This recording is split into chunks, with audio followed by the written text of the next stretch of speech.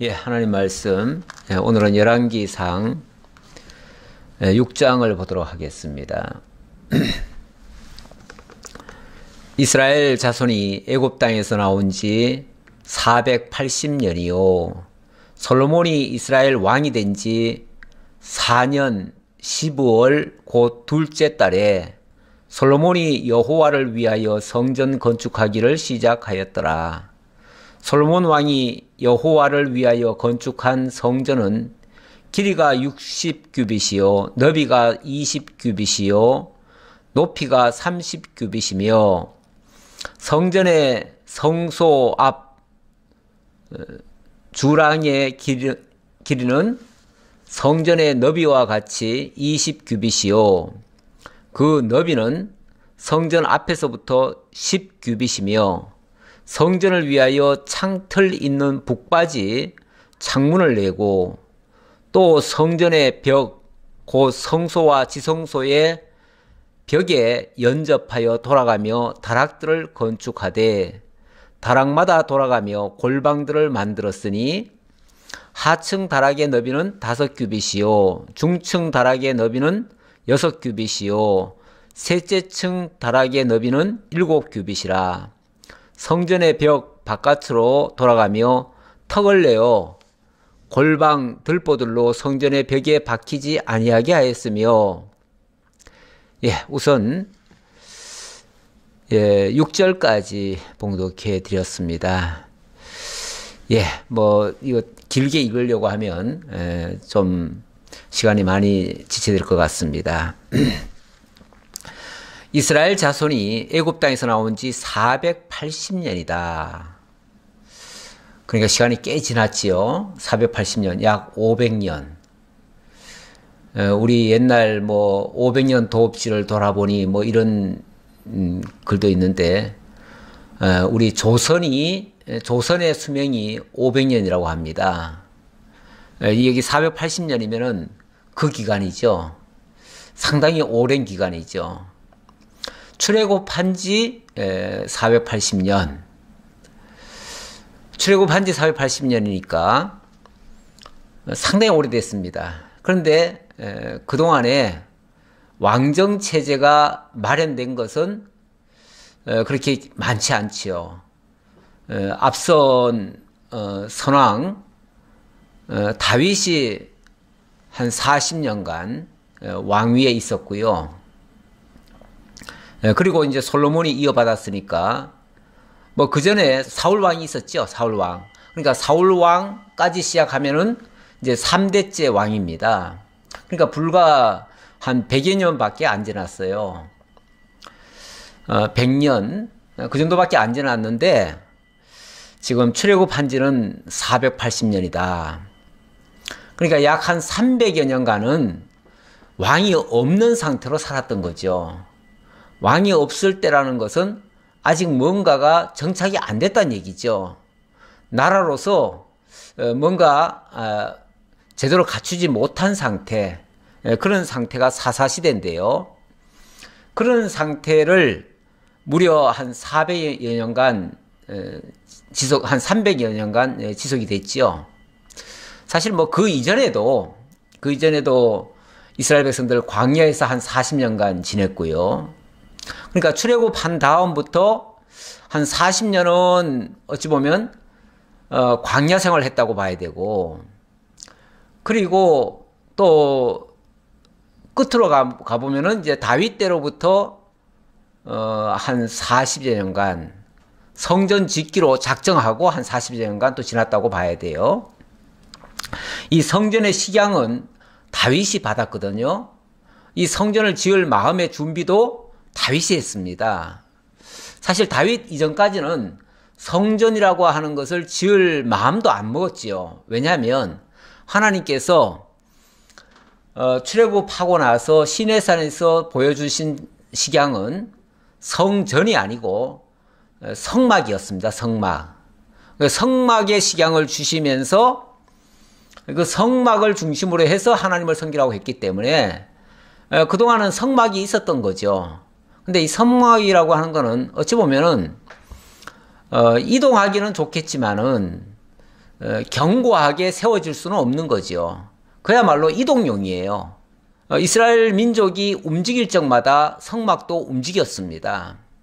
그래서 성막이 예를 들어서 길갈에 있을 때도 있었고요. 또 다른 데 있을 때도 있었습니다. 몇 군데로 옮겨갈 때도 있었어요. 그러니까 그거는 정착된 성전이 아니기 때문에 견고하게 지을 수가 없습니다. 그야말로 천막이었어요. 천막. 이게 다윗은 늘 마음이 아팠어요. 어찌 보면 다윗 자신은 다윗 왕궁을 지어가지고 왕궁에서 편안하게 살고 있는데 마치 하나님은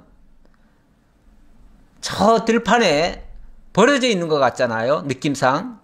예. 이게 다윗의 입장에서는 송구한 마음도 있었어요. 그래서 하나님, 제가 성전을 짓고 싶습니다. 하나님을 모시고 싶습니다. 처음에는 성전을 바로 지으려고 한 게 아니라 처음에는 하나님의 궤를 모시려고 했지요. 근데 그 궤 모시는 일에도 한번 좀 애로가 있었어요. 그 궤를 옮겨오다가 타작마당에서 갑자기 말들이 날뛰는 바람에 웃사가 죽고 뭐 그런 일이 있어가지고 다윗이 그 궤를 도로 갖다 놓은 그런 일도 있었어요. 그러니까 그 궤를 모시는 일을 처음에는 하려다가 실패를 했었죠. 그랬다가 나중에 그 궤는 그런 식으로 정말 소달구지에다가 끌고 오는 게 아니고 고라 자손이 고아 자손인가요? 고아 자손이 어깨에다 메고 이렇게 두 사람이 어깨에 메고 와야 된다 해가지고 그걸 깨닫고 나서 나중에 그렇게 모셨더니 정말 그 궤가 무사히 왕궁 곁으로 오게 됐습니다. 하지만 그것도 이 다윗은 죄스러웠어요. 왜냐하면 어쨌든 초라하잖아요. 초라해요. 회막을 모시고 있지만 회막을 모셔놓은 그곳이 초라하다 그 말이에요. 그러니까 성전을 짓고 싶었어요. 그래서 하나님, 제가 성전을 지으렵니다. 성전 짓고자 합니다. 그랬더니 하나님께서 허락을 하지 않아요. 왜냐하면 너는 전쟁을 하느라고 피를 많이 흘렸다. 그러니 그 피 흘린 손으로 성전 지을 수가 없다. 내가 너에게 아들을 줄 터이니 그 아들은 평강의 왕이 될 것이다. 그러면 그 평화 시기에 네 아들이 성전을 지을 거다. 바로 그 아들이 누구냐면 평강을 의미하고 있는 솔로몬입니다. 솔로몬이라고 하는 단어는 샬롬에서 온 말이에요. 그래서 샬롬이 바로 평강이고요. 솔로몬은 곧 그래서 평강의 왕이에요. 이름 자체도 그래요. 실제로 이 솔로몬이 왕이 된 다음부터는 전쟁이 없었습니다. 그러니까 완전히 평화식이죠. 그야말로 태평성대였어. 태평성대. 모든 것이 풍요로웠어요. 하나님께서 모든 것을 풍족하게 주셨어요. 그렇게 평안하고 풍족하고 사실 다른 거에 신경 쓸 필요가 없을 정도로 이렇게 안정된 시기니까 성전을 지을 수 있는 거죠. 그리고 하나님께서 그 솔로몬에게 특별히 정말 보너스처럼 그에게 지혜를 주셨어요. 그래서 그에게 하나님의 뜻을 깨달아 아는 지식도 주고, 그래서 다윗이 준 그 식양을 따라서 성전을 짓기 시작합니다. 하는데 그때가 바로 어느 지점이냐 하면 이스라엘 자손이 애굽 땅에서 나온 지 480년이다. 이렇게 얘기하네요. 제가 대충 생각해 보니까 출애굽해서 광야에서 한 40년 있다고 봐야 되고요. 그리고 제대로 다윗이 이 성전을 짓기로 식양을 받기 전까지, 그때까지가 또 한 400년이라고 볼 수 있습니다. 그리고 나서 다윗의 치세 기간이 지나고 40년이 지난 다음에 이 성전이 지어졌거든요. 그러니까 400년이라고 하는 기간, 그 앞에 40년 광야 생활, 또 뒤에 40년 준비 기간, 이렇게 볼 수 있어요. 하나님께서 다윗에게 성전 지을 마음을 주시고 다윗으로 하여금 부지런히 성전 지을 준비를 하게 하신 거예요. 그 성전 짓는 준비가 약 40년간 걸렸다고 볼 수 있는 거죠. 물론 그리고도 또 이 제목 같은 거는 이 솔로몬이 또 준비를 하지요. 그러니까 다윗이 모든 걸 다 준비한 건 아니고요. 큰 틀에서 예를 들면 황금이라든지 그 밖에 여러 기구들을 만들 모든 재료들은 다 갖춰놨어요. 그리고 성전 외관을 지을 준비는 이 솔로몬이 하게 되는 거죠. 그래서 지난주에 히람에게 그 백향목을 준비해 달라고 부탁을 하고요. 히람뿐이 아니라 또 다른 왕이 있었죠. 그 왕에게도 또 다른 재료를 또 부탁을 한 적이 있습니다. 이렇게 해가지고 본격적인 성전이 착공이 된 것이 바로 480년 됐을 시점이다 그 말이죠. 그리고 이때는 솔로몬이 이스라엘 왕이 된 지 4년이다 그랬습니다. 4년. 그러니까 이제 또 거슬러 올라가 보면 다윗이 총 40년간 다스렸는데 다윗도 아마 한 4년쯤 됐을 때 그때쯤에 성전 짓기로 작정하지 않았을까 이런 생각을 해봅니다. 그리고 보면 400년이라고 하는 기간 그리고 40년의 기간 또 40년의 기간 이렇게 해서 총 480년이 되지 않았을까. 이스라엘 이 성경에는 이 40이라는 숫자가 많이 나와요. 많이 나오는데 이 40이라는 숫자는 어찌 보면 준비 기간일 수도 있고요. 또 고난의 시기일 수도 있어요.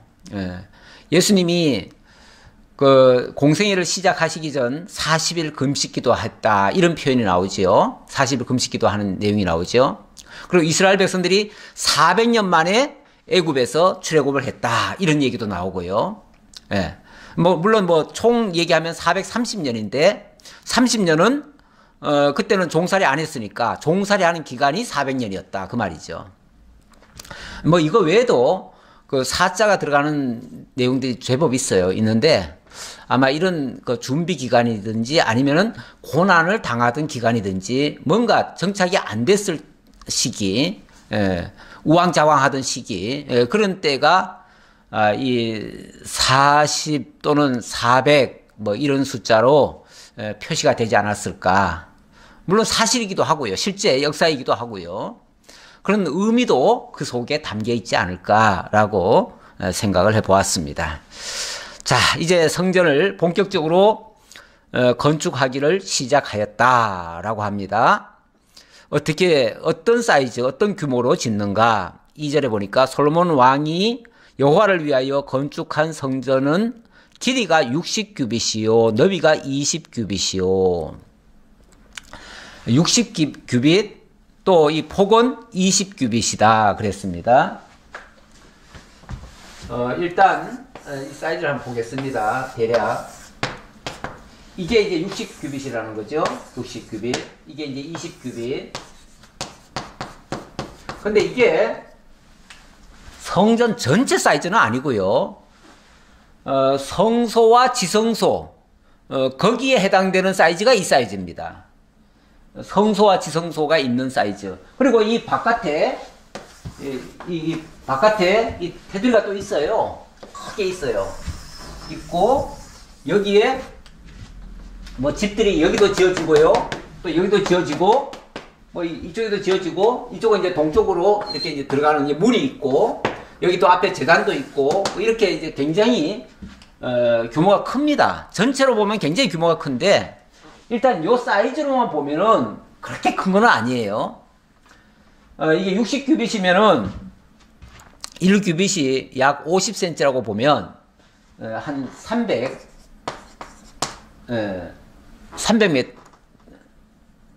그렇죠? 50규빗 그러니까 300 한 30m가 되는 거죠. 30m. 메타로 따지면 30m. 30m. 여기는 520, 약 10m. 10m의 사이즈입니다. 그러니까 30m에 10m. 평으로 따져보니까 약 한 100평 정도 되는 것 같아요. 우리 교회 규모가 한 50평이 되니까 우리 교회 규모의 한 배 정도 된다. 그 정도 보시면 되겠습니다. 그러니까 아주 큰 건 아니에요. 예, 그런데 어쨌든 이 정도의 사이즈가 성소와 지성소가 있습니다. 이 안에 이제 성소가 있고 지성소가 있겠죠. 여기 이제 지성소가 있고 성소가 있고 이렇게 되겠죠. 자, 이 정도 사이즈로 짓는데 또 높이는 30규빗이며 이 높이는 60규빗의 절반. 그러니까 한 높이는 뭐 이게 이제 30규빗이죠. 30규빗이니까 메다수로 따지면 한 15m 정도 이렇게 되죠. 15m면은 보통 건물의 1층 높이가 한 3m 됩니다. 3m니까 15m면 3, 5, 15, 약 한 5층 높이가 되는 거죠. 한 4, 5층 정도의 높이. 옛날 아파트는 보통 한 5층 정도 됐습니다. 그 5층 정도 되는 높이의 사이즈다. 그렇게 보시면 되겠습니다. 그래서 제법 높은 거죠. 그 정도의 규모의 사이즈다. 이렇게 보시면 되겠습니다. 제가 대략 감을 잡으시라고 이렇게 제가 그려봤습니다. 자, 그 다음 성전의 성소 앞 주랑의 길이는 성전의 너비와 같이 20규빗이요. 성소 앞에 있는 주랑, 기둥이란 뜻이겠죠. 그것은 그렇다. 20규빗이요. 그 너비는 성전 앞에서부터 10규빗이며 성전을 위하여 창틀 있는 북바지 창문을 내고, 그러니까 성전에도 이 창문이 있다는 거죠. 창틀이 있고, 또 성전의 벽, 곧 성소와 지성소의 벽에 연접하여 돌아가며 다락들을 건축하되, 이 성소와 지성소, 여기를 돌아가면서 또 다락방이 있나 봐요. 다락을 돌아가면서 다락을 만들고, 거기다가 또 다락마다 돌아가며 골방들을 만들었으니, 그러니까 이 가주로 쭉 돌아가면서 또 골방이 있다는 거예요. 다락도 있고 골방도 있고. 다락이라고 하는 거는 높여놓는 거고요. 그 아래가 골방이 되겠죠. 제가 어느 교회를 갔더니 그 교회는 뺑 돌아가면서 방들을 하나씩 만들어 놨어요. 만들어 놨는데 그 방이 쉽게 말하면 골방이에요. 아마 이런 걸 보고 얘기한 것 같아요. 그렇게 디자인을 만든 것 같아요. 설계를 그렇게 한 것 같아요. 그래가지고 우리 교회는 기도하는 교회다. 그러니까 기도하시려면 저 골방에 들어가서 기도하시오. 이렇게 아마 지도하시는 것 같아요. 그 목사님이. 그래서 기도를 강조하시고 예배 끝나고 나면 그 골방에 들어가서 기도하고 가시라고 이제 아마 그러는 것 같아요. 뭐 여기도 혹시 그런 의도가 있는지는 모르겠으나 어쨌든 이런 골방이 있었다. 뭐 꼭 그거 위해서는 아니죠. 성전 안에 여러 기구들이 많습니다. 그런 기구들을 보관하고 이렇게 하려면 이런 방들도 또 필요하지요. 그래서 아마 만들었다고 볼 수 있겠지요. 자, 어쨌든 그렇게 만들려고 하고, 하층 다락의 너비는 5규빗이요. 중층 다락의 너비는 6규빗이며, 셋째 층 다락의 너비는 7규빗이라, 하층, 중층, 또 3층 이렇게 얘기하죠. 층이 점점 높아가요. 그러니까 3층까지 얘기를 했습니다. 그러니까 이게 상당히 그 안쪽에도 높이 지금 짓는 거예요. 다락을 이렇게 3층까지 짓네요. 그러니까 전체 바깥에서 봐서는 그게 몇 층이다라는 개념이 없어요. 그냥 높인 거예요. 그냥 한 15m로 높여놓은 거예요. 그런데 이 돌아가면서 다락을 만드니까 그 다락이 지금 3층까지를 얘기했습니다. 그러니까 안쪽에 3층 다락을 만들라는 거죠. 그런데 돌아가면서 보니까 처음에는 5규빗인데 너비가 그 위는 6규빗이고 또 셋째 층 다락의 너비는 7규빗이네요. 어떻게 올라가면서 줄어드는 게 아니라 더 넓어지네요. 뭐 어쨌든 이게 지금 그 식양이니까 있는 그대로 우리가 보시면 되겠습니다. 성전의 벽 바깥으로 돌아가면서 턱을 내어 골방 들보들로 성전의 벽에 박히지 아니하게 하였으며, 그런데 이 성전을 짓는데 그러니까 일반 모양과 좀 다른 것 같아요. 올라가면서 더 넓어요. 더 넓은 거 보니까 아마 바깥으로도 이렇게 조금씩 나오는 것 같아요. 나오면서 더 넓어지는 것 같아요. 자, 그러면서 이 성전은 건축할 때 돌을 그 뜨는 곳에서 다듬고 가져다가 건축하였으므로 건축하는 동안에 성전 속에서는 방망이나 도끼나 모든 철 연장 소리가 들리지 아니하였으며, 예, 중요한 말씀은 저는 이 말씀이 아닌가 싶습니다. 예, 오늘 말씀 속에서 가장 중요한 말씀이 아닌가.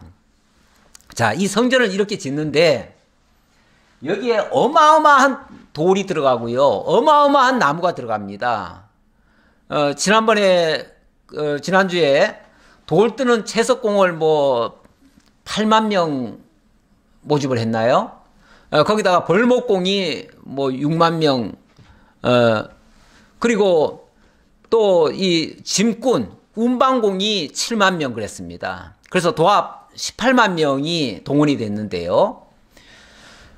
이거는 순수한 이스라엘 사람들만 해서 18만 명이 이 일에 동원이 됐습니다. 그러니까 돌을 얼마나 많이 캐오겠어요? 또 그 나무를 얼마나 많이 정말 베어오겠어요? 네. 그런데 이렇게 많은 돌을 캐가지고 와서 그것을 옮기고 또 그것을 끼워 맞추고 하는데, 놀라운 사실은 저는 이 말씀 보면서 너무너무 놀랍게 느껴지는데요. 이 일을 하면서 방망이나 도끼나 모든 철연장 소리가 들리지 아니하였으며 그럽니다. 아니, 어떻게 이렇게 큰 돌을 움직이고 그 무거운 나무들을 옮기는데 소리가 안 났대요. 소리가 안 났대요. 어떻게 이게 소리 안 내고 이렇게 건축할 수가 있죠? 요즘 제가 살고 있는 집 옆에 새로운 아파트를 짓습니다. 저는 낮에 이렇게 밖에 교회 나와 있으니까 거기가 시끄러운지 어쩐지 몰라요. 모르고 그냥 저녁 때 들어가니까 그냥 조용해요. 그런데 막 밖에다가 플랜카드를 막 써붙여 놨어요. 시끄러워서 못 살겠대요. 그러면서 뭐 때문에 못 살겠고, 뭐 때문에 못 살겠다 그래요. 아니, 뭐 그렇게 시끄러울까 싶은데, 어느 날 제가 좀 늦게, 좀 무슨 일이 있어가지고 늦게 나오려고 있다 보니까, 진짜 막 시끄러운 소리가 막 들리더라고요. 그렇죠. 공사 현장 옆인데 어떻게 시끄럽지 않겠어요. 당연히 기계 소리도 나고, 쿵쿵 하는 소리가 나지요. 예, 그런 소리 안 날 수가 없지요. 다 나지요. 하다못해 집 안에 인테리어 한다고 망치를 받고 뭘 해도 다 소리 나는데 어떻게 소리가 안 나겠어요. 그런데 이 성전을 짓는 데는요, 소리가 안 났대요. 소리가. 어떻게 하면 소리가 안 날 수가 있죠? 근데 그 소리 안 난 이유가 이렇게 얘기를 하네요. 돌을 그 뜨는 곳에서 다듬고 가져다가 건축하였으므로 건축하는 동안에 성전 속에서는 방망이나 도끼나 모든 철연장 소리가 들리지 않았다. 다시 말하면 현장에서 거기에 필요한 것을 정확하게 재가지고 정확한 사이즈로 만들어가지고 정확하게 그대로 그냥 옮겨 딱 놓으니까 소리를 낼 필요가 없다는 거죠. 소리를 낼 필요가. 이거는 보통 기술이 아니에요. 아무리 그래도 소리가 날 텐데. 어쨌든 성경에 소리 안 났다고 하니까 소리 안 난 거죠. 원래는 나무를 갖다 대면은 나무를 뭘 해야 돼요? 나무를 쳐야지요. 나무를 치면은 망치 소리도 나고, 돌을 치면은 돌 깨는 소리도 나고, 징소리, 무슨 소리, 별의별 소리 다 나지요. 거기다 사람들이 또 옮기려면은 으쌰으쌰 하고 또 사람 소리도 나지요. 그런데 소리가 하나도 안 났다. 여기는 지금 하나님의 성소입니다. 하나님의 성소이기 때문에 하나님의 성소 아래서는 일절 소리를 안 내게 했다는 거죠.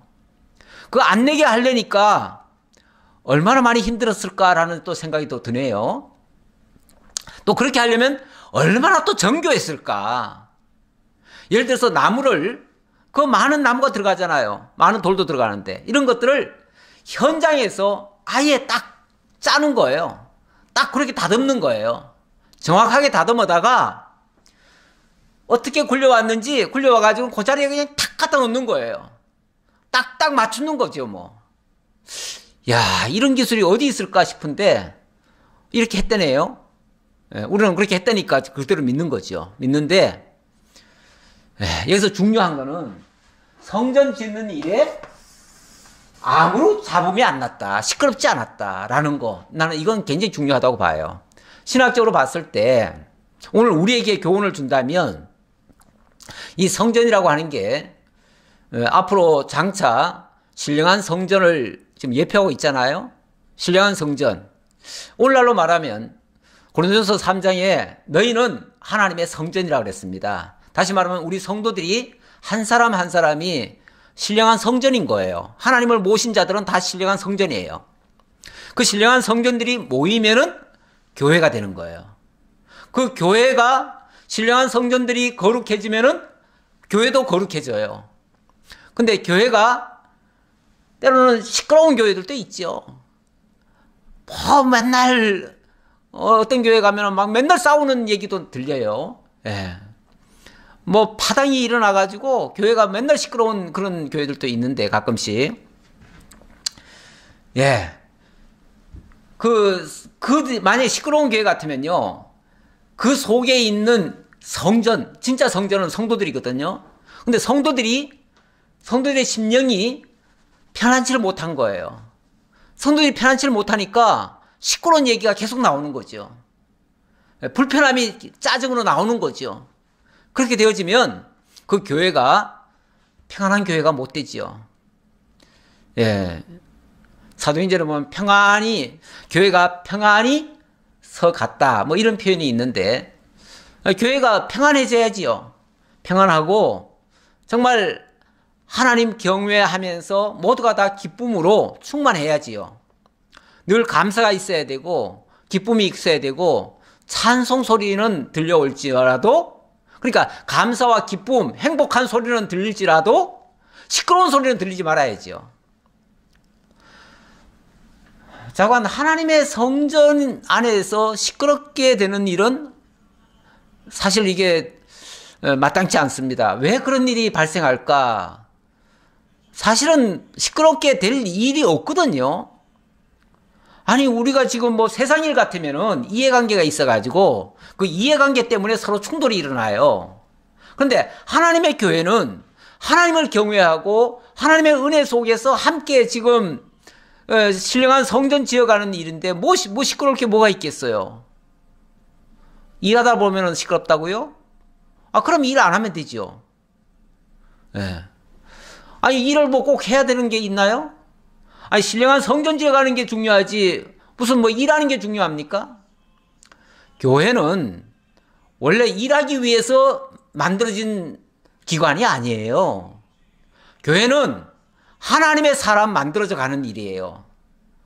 만약에 교회 일이라고 하면 하나님의 사람으로 신령한 성전이 아름답게 세워져 가는 일이에요. 그 일을 위해서 나도 너도 모두가 다 그 신령한 성전 다듬는 일인데 신령하게 지금 만들어가는 일인데 거기에 뭐가 시끄러울 게 뭐가 있어요? 시끄럽다는 거는 뭔가 이해관계, 뭔가 의견 충돌, 뭔가 다른 일, 다른 목적 그런 것들 때문에 자꾸 부딪히는 거예요. 그런 것들은 서로 안 맞지요. 그런 것들은 원래 세상 일이기 때문에 세상 일을 하는 사람들이야 맨날 싸우고 치고받고 싸우고 하는 거에 맞지요. 왜냐하면 그래야 이득을 조금이라도 더 취하니까. 그래서 세상 사람들은 원래 싸우고 뭐 때리고 두들겨 패고 하는 것들이 일상이에요. 일상인데 교회 안에서 그럴 일이 없잖아요. 모두가 다 신령한 성전 세워가는 일인데 왜 시끄러울 일이 있겠어요? 원리적으로 얘기하는 거예요. 물론 현실은 그렇지 않을 수도 있어요. 그런데 그렇지 않다면 그거는 순수하지 않다는 뜻이에요. 그래서 교회가 너무 많은 일을 자꾸 만들든지 뭔가 자꾸 세상을 자꾸 쫓아가든지 하다 보면은 괜히 쓸데없는 일에 휘말려 가지고 이해관계가 벌어져요. 그러면 의견 충돌이 일어나요. 그런 데서 싸움이 나오거든요. 그래서 교회는 어떤 면에서 우리가 하나님 말씀 듣고 함께 하나님 경외하고 그 일에 최소한 필요한 것이나 우리가 좀 하고 그 외에는 일을 너무 안 벌리는 게 좋습니다. 그러면은 교회는 평안히 든든히 서가는 교회가 될 거예요. 예, 저는 이 말씀이 바로 그런 것들을 우리들에게 교훈적으로 가르쳐 주시는 말씀이 아닌가라는 그런 생각이 들어서 이 말씀을 조금 교훈 삼아 말씀드렸습니다. 중층 골방의 문은 성전 오른쪽에 있는데 나선 모양 층계로 말미암아 하층에서 중층에 오르고 중층에서 셋째 층에 오르게 하였더라. 다시 말하면 이게 이 성전이 나중에 보면은 이게 전체가 다 이렇게 높은 게 아니라 여기쯤은 이렇게 해서 높고요. 높고 이쪽은 좀 좁고 그래요. 여기는 좀 더 낮고 그래요. 그런데 여기서 이 1층이 있고 2층이 있고 3층이 있는데 1층에서 2층, 2층에서 3층으로 올라가려면 계단이 있어야 되잖아요. 계단이 있어야 되는데 계단을 이렇게 나선식으로 만들었다는 거죠. 나선식으로. 그럼 요즘 그 아파트나 요즘 이제 몇 층 올라가려고 하면 이 계단이 이렇게 올라가다가 이렇게 돌아서 이렇게 올라가고 이렇게 올라갑니다. 물론 약간 길쭉하면서 이렇게 하죠. 그 완전 나선식은 아니지만 결국 나선식이에요. 나선식이라는 게 이렇게 용수철처럼 돌아간다 그 뜻이에요. 그런 식으로 계단을 만들어서 그 계단으로 1층, 2층, 3층을 올라갔다 그 말이죠.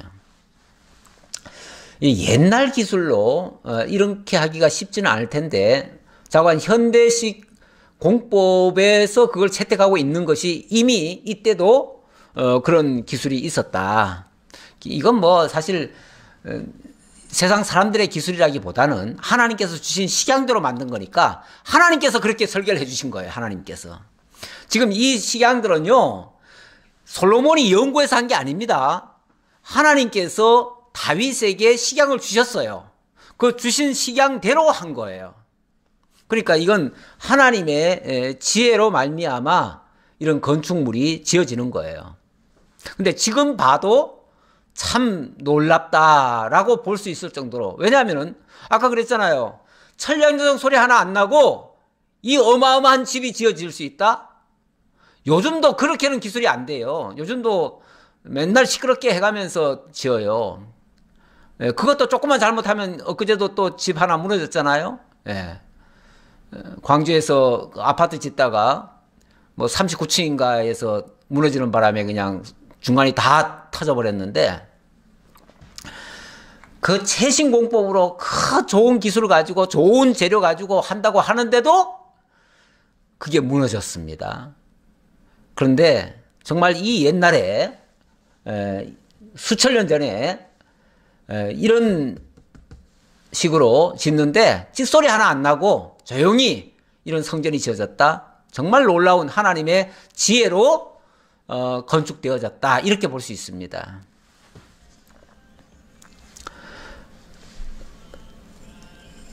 성전의 건축을 마치니라. 그 성전은 백향못 석가래와 널판으로 덮었고 또 온 성전으로 돌아가며 높이가 5규빗 되는 다락방을 건축하되 백향목 들보로 성전에 연접하게 하였더라.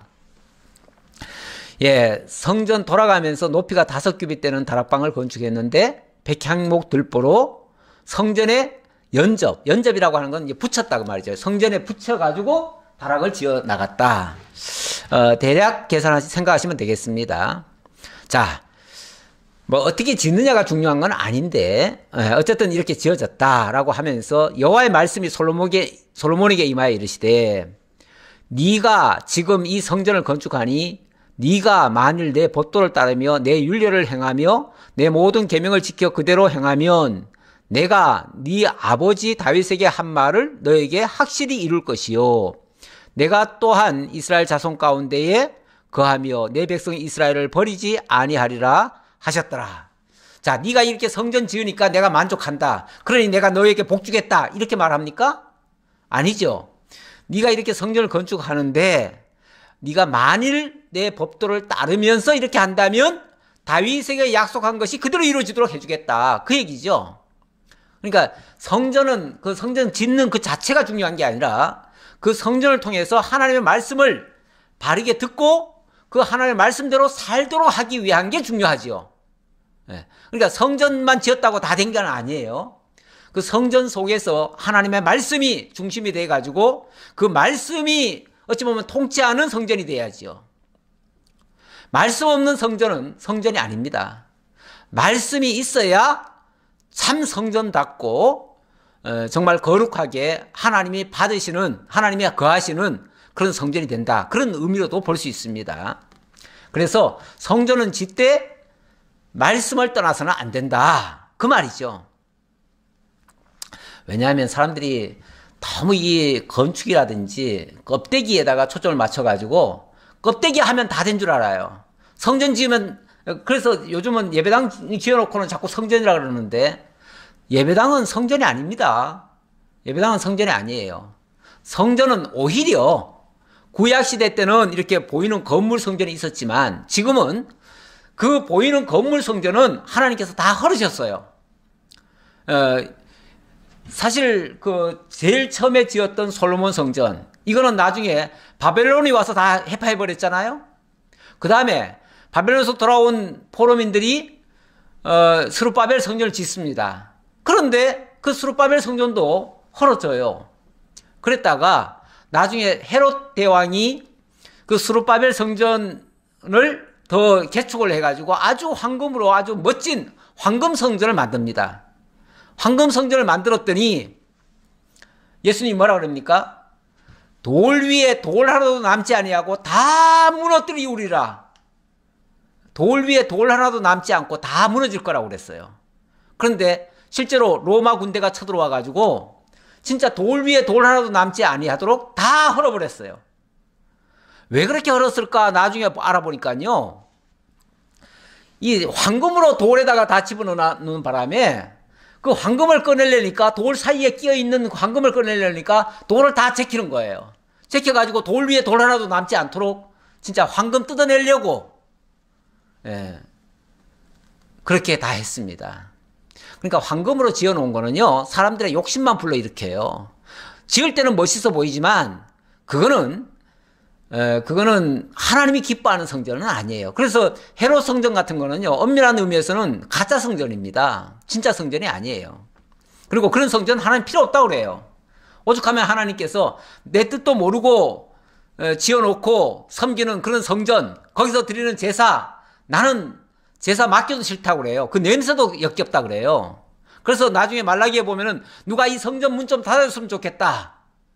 그런데 실제로 그 성전 문이 닫히잖아요. 다 헐어지고 닫혀버려요. 그러니까 성전이 중요한 게 아니라 성전에 하나님의 말씀이 거하는 것이 중요하다. 이걸 얘기했고요. 자, 이제 14절 마저 보겠습니다. 솔로몬이 성전 건축하기를 마치고 백향목 널판으로 성전의 안벽 곧 성전 마루에서 천장까지의 벽에 입히고 또 잣나무 널판으로 성전 마루를 놓고 또 성전 뒤쪽에서부터 20규빗 되는 곳에 마루에서 천장까지 백향목 널판으로 가로막아 성전의 내소 곧 지성소를 만들었으며, 자, 성소의 내소, 그러니까 이 지성소 이거죠. 여기를 내소라고도 하고 지성소라고도 한다 그 말이죠. 그러면 이건 이제 성소가 되고 이건 뭐 외성소가 되나요? 그렇게 말하겠죠. 예.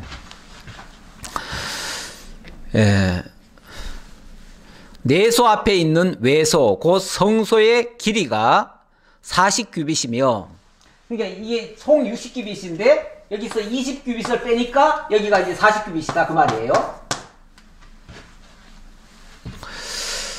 성전 안에 입힌 백향목에는 박과 핀 꽃을 아로 새겼고 모두 백향목이라 돌이 보이지 아니하며 여호와의 언약궤를 두기 위하여 성전 안에 내소를 마련하였는데, 성전 안에 내소를 마련하였는데 요 내소 안에다가 여기다가 바로 뭘 두냐면 여호와의 법궤를 뒀다고 말이죠. 법궤.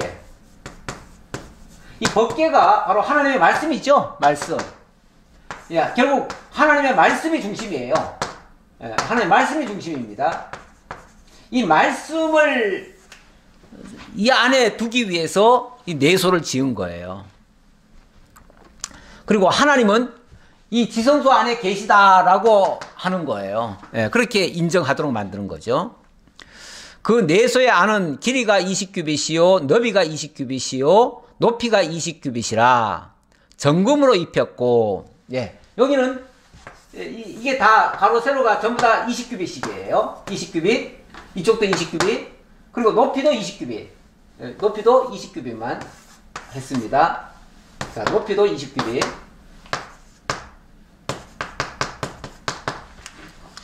자, 그런데 여기는 전부 다 황금으로 입혔다. 정금으로 입혔다. 그리고 백향목 제단에도 입혔더라. 제단은 일단 백향목으로 만드는데 그 위에다가 황금을 다 더 씌워요. 이 황금이라고 하는 게 일종의 하나님의 의를 상징하고 있습니다. 그래서 사실 뭐 나무 지금 백향목으로 만들었다고 하지만 백향목 역시도 흠이 있는 나무예요. 그런데 거기다가 황금을 씌우니까 이제 흠이 가려지는 거죠. 이건 하나님의 의로 덧입히는 거죠.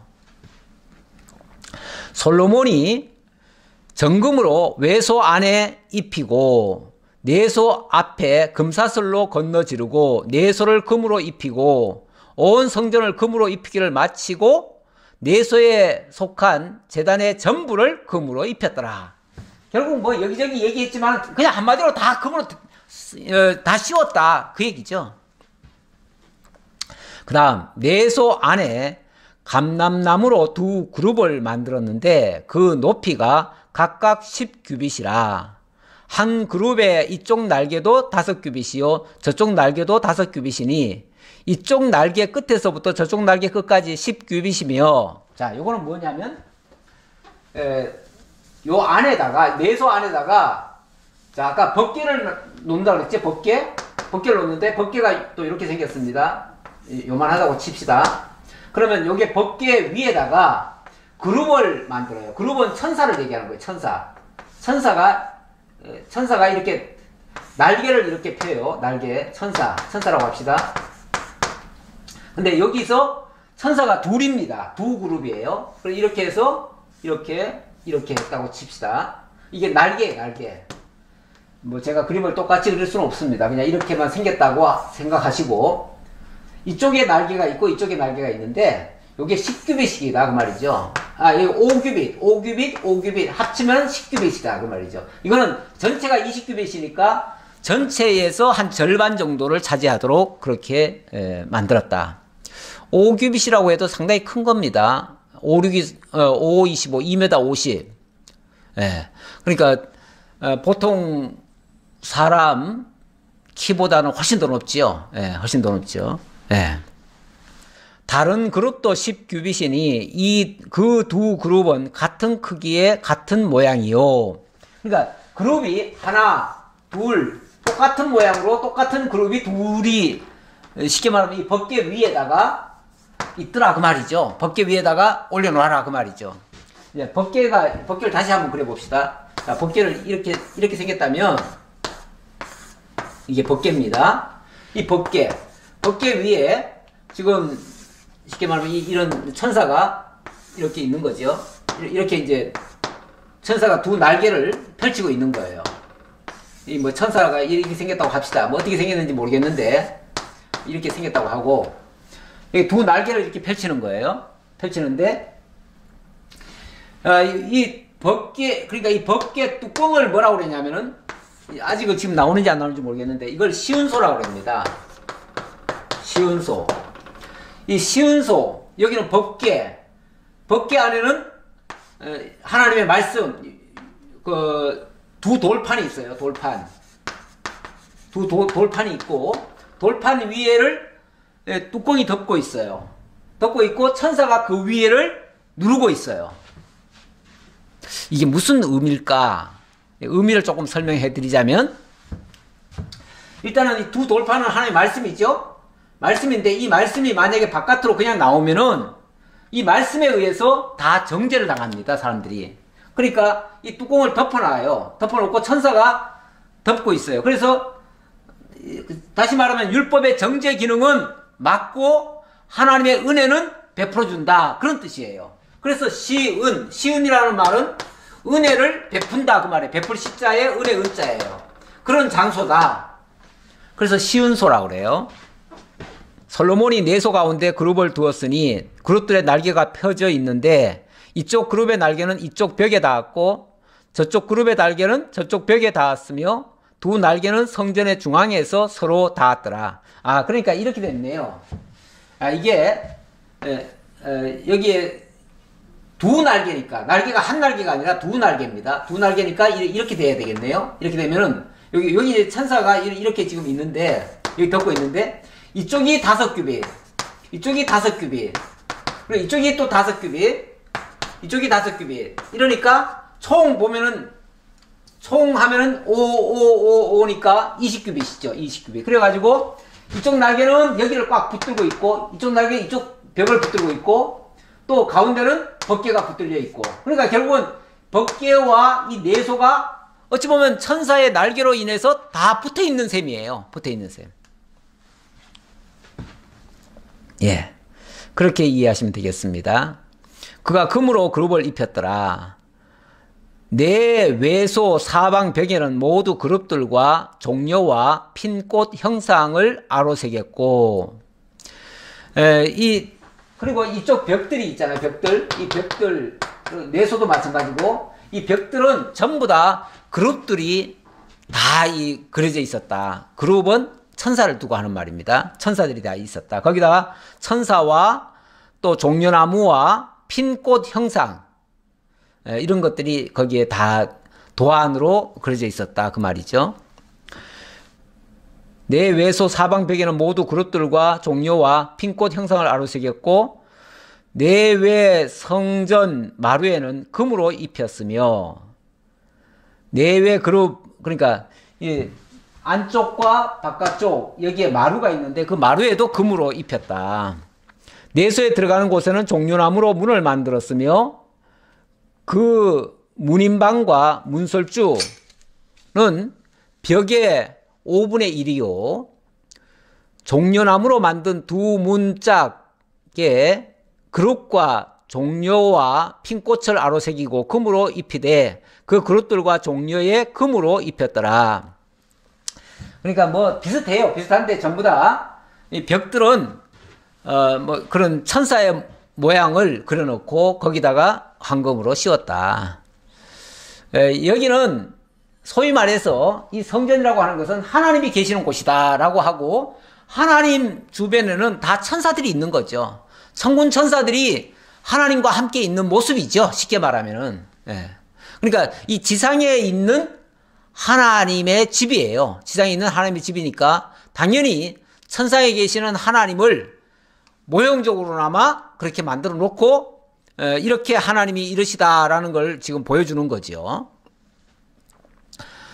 또 외소의 문을 위하여 종려나무로 문설주를 만들었으니 곧 벽의 4분의 1이며 그 두 문짝은 잣나무라. 이쪽 문짝도 두 짝으로 접게 되었고 저쪽 문짝도 두 짝으로 접게 되었으며 그 문짝의 그룹들과 종려와 핀꽃을 아로새기고 금으로 입히되 그 새긴 데에 맞게 하였고 또 다듬은 돌 3켜와 백향목 두꺼운 판자 1켜로 둘러 안뜰을 만들었더라. 예, 뭐 구체적으로 설명을 하지만 그리고 이제 여기 들어가는 데는 이제 문이 2개가 있는데 문이 이쪽으로도 열고 이쪽으로도 열고 이쪽으로도 열고 이쪽으로도 열고 이렇게 했다. 뭐 이런 식으로 지금 설명하는 내용이에요. 넷째 해 15월에 여호와의 성전 기초를 쌓았고 11째 해 불월 곧 8째 달에 그 설계와 식양대로 성전 건축이 다 끝났으니 솔로몬이 7년 동안 성전을 건축하였더라. 솔로몬 4년 15월에 시작을 해가지고 솔로몬 11년 불월 곧 8째 달에 다 끝났다. 그러니까 이 계산해 보니까 11년에서 4년을 빼면은 7년인 거죠. 7년 동안 성전 지었다는 거예요. 물론 이 바깥 사이즈까지 있으니까 더 크다고도 볼 수 있는데 바깥까지 지금 다 지었다는 것이 지금 7년이라는 건지 그거는 지금 아직까지 얘기를 안 하니까. 어쨌든 자관 7년 지었다고 칩시다. 7년이 보통 기간입니까? 이 어마어마한 일이죠. 이 어마어마한 일을. 그런데 뭐 사이즈로 봐서는, 요거 사이즈로 봐서는 이게 뭐 한 100평 정도밖에 안 되니까. 이 100평 사이즈를 가지고 무려 7년이 걸렸다? 예, 얼마나 꼼꼼하고, 얼마나 정교하고, 얼마나 빈틈없이 지었는지 알 수가 없습니다.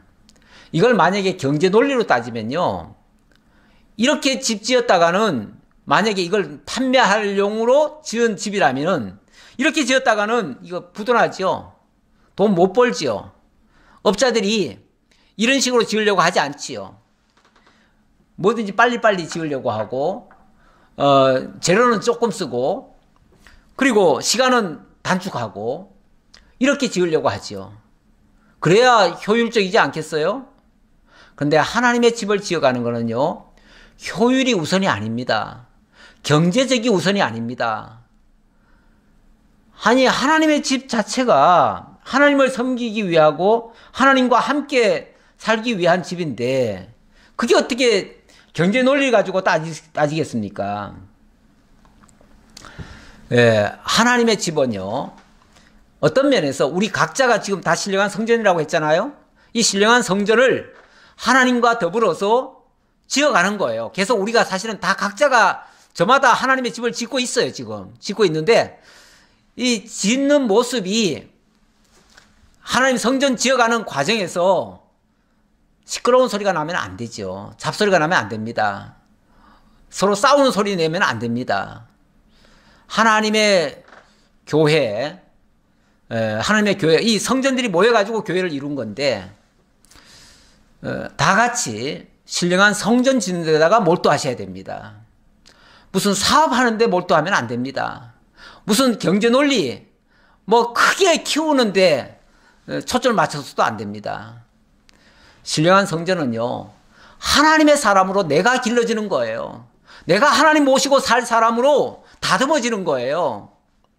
그러기 위해서는 잡음도 없어야 되고요. 평안해야 되고요. 항상 기쁨과 감사와 만족이 있어야 돼요. 그래야 그 집이 아름답게 지어지지 않겠어요? 맨날 부딪혀가지고 스트레스 받고 서로 짜증나고 서로 힘들게 하고 이러면은 성전을 짓는 게 아니라 성전이 훼손되는 겁니다. 그래서 전에 어떤 목사님은 그런 소리 했어요. 예배당 짓다가 성전 무너질 수 있다. 진짜 중요한 거는 각 성도의 신령한 성전 짓기인데, 우리의 초점이 거기 맞춰져야 되는데, 이 보이는 예배당 짓다가 그냥 그것 때문에 상처 입어가지고 교회 못 나오고 이런 사람이 엄청 많습니다. 지금 한국교회 같은 경우는요, 예배당 크게 짓기 운동이 한동안 있었잖아요. 저마다 예배당을 크게 지어야 된다. 제가 오늘도 강의하고 났더니 어느 분과 이렇게 얘기하다 보니까 그 목사님 어느 교회 얘기를 하는데 예배당을 새로 지었대요. 지었는데 짓고 나니까 어쨌든 교인들이 또 몰려오더라. 이런 얘기를 하더라고요. 그러니까 지금도 여전히 예배당을 지어야 교회는 부흥한다. 이제 이런 뜻이에요. 물론 교회 부흥이 목적이라면 뭐 빚을 내든지 뭐 성도들을 어떻게 하든지 예배당 지어야겠죠. 지어야 되는데, 만약에 그것이 뭐 우리가 돈 있고 또 마음이 있고 모든 게 다 뜻이 맞고 또 때가 되고 준비가 됐으면 해도 돼요. 우리 필요하고 우리 숫자가 예배당이 감당이 안 되면 예배당 늘려야지 어떻게 하겠어요. 그러면 예배당 지어야겠죠. 그러나 아직 숫자가 안 되는데 그렇게 해야 부흥된다는 목적으로 만약에 그렇게 한다 그러면요, 무리를 쓸 수밖에 없습니다. 무리 쓰려고 하다 보면은 이상한 방법 동원할 수밖에 없습니다. 그러면은 성도들 상처납니다. 심령이 파괴됩니다.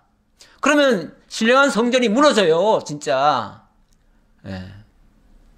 뭐 우리는 아직까지 성전 뭐 짓는다, 예배당 짓는다, 아직까지 한 번도 제대로 못 해봤습니다. 그러니까 뭐 우리는 꼭 남의 소리처럼 들리는데 뭐 우리는 그것까지는 못하더라도 이 작은 예배당이지만 요거 꾸미는 일 가지고 가끔 우리를 하기는 하지요. 하는데 그런 거 하다가도 우리가 또 상처받을 수도 있어요. 그래서 웬만하면은 너무 일을 안 벌리는 게 좋긴 좋겠어요. 예, 좋은데 저도 이렇게 뭐 하다 보면은 자꾸 이것도 필요하겠다 저것도 필요하다 하니까 자꾸 일을 뭐 제 딴에는 어쩔 수 없이 이걸 좀 해야 되지 않겠느냐 해서 일을 하는데 하고 나면은 부장이 날 때가 있어요. 괜히 그거 안 해도 될 걸 그거 하다가 성도들 중에서 혹이라도 한두 사람이라도 상처가 난다면 그거 사실은 안 하기만도 못하지요. 그래서 가능하면은 큰일은 좀 안 벌리려고 합니다. 큰일은 안 벌리고 뭐 작은 일은 소소하게 수리해가면서 하는 일은 어쩔 수 없잖아요. 그거는 우리가 당장 필요하니까 그건 해야 되는데 가능하면 성도들한테는 제가 그런 부담을 좀 덜 들으려고 될 수 있는 대로 웬만한 건 그냥 제가 할 수 있는 일은 그냥 해버리고 말고 뭐 일을 크게 막 거국적으로 교회적으로 막 이렇게 일은 안 하려고 합니다. 될 수 있는 대로 안 하는데 어쩔 수 없이 함께 해야 될 일도 있긴 있지요. 제가 혼자 못하는 일이 있어요. 그럴 때는 어쩔 수 없이 하되 일을 하다가도 만약에 의견이 충돌이 일어난다 뭔가 안 맞다 그러면 멈춰야 됩니다. 사실은 멈춰야 돼요.